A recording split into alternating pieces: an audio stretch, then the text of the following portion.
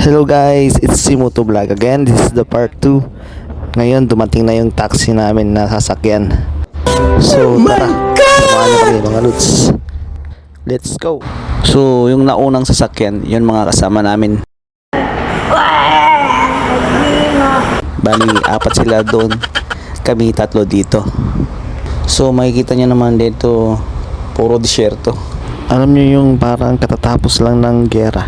Kasi may mga sira-sirang gusali. Yung bang para silang magsisimula ulit para sa bagong buhay. Parang ganon. Basta yun na yun. Dito na kami ngayon sa kanilang bayan. Welcome to Mauritania. So nakikita nyo naman guys, kayo na lang balang humusga. Sa amin okay lang naman. Basta makalabas lang, makaapak sa lupa. Really, nigga?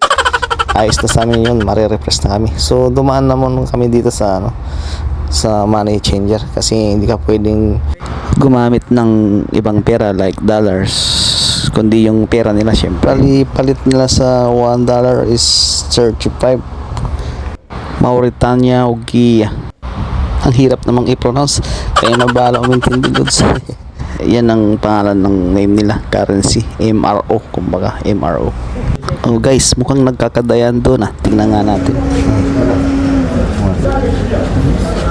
Yes. This 100.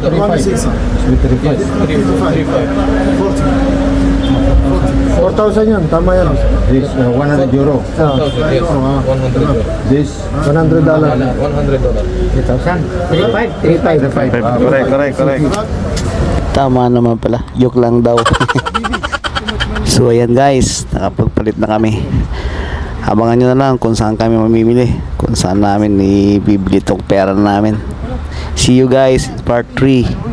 Bye bye, thank you for watching. Bye bye.